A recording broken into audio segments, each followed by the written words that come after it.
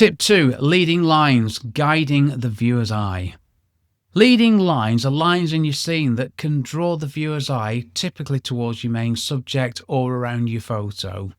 I'm talking here about things like roads, paths, fences, rivers, walls, patterns, anything that's a line.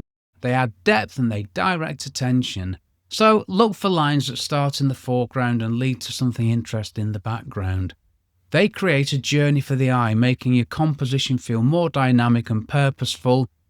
And if you do that with a photo, people will spend longer time looking at them, and the photos will have more visual impact. So, yep, in the world of endless scrolling of photos up and down, your photos will stand out more if you use leading lines well. You got to think about these things when you're using them. You don't just chuck a line in there and that's it, job done. The leading line needs to contribute to the composition. So everything I'm talking about here, all these things, they have to contribute in a positive way to the composition. And you can, I'm going on there a bit, aren't I? Let's get through the 5 tips first, and then I can have a little bit of a waffle. Marvellous.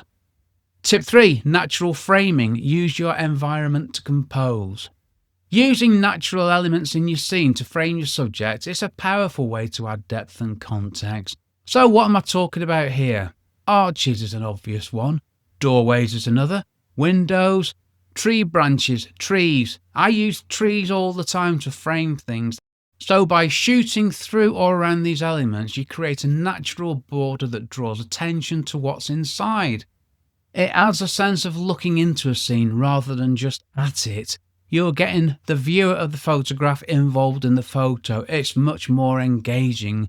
So what you're doing by using the things within the composition as natural frames, you're naturally making a composition that's interesting, and there's something about looking inside something or being guided through something to look at the subject matter. It's another really effective, really powerful tool.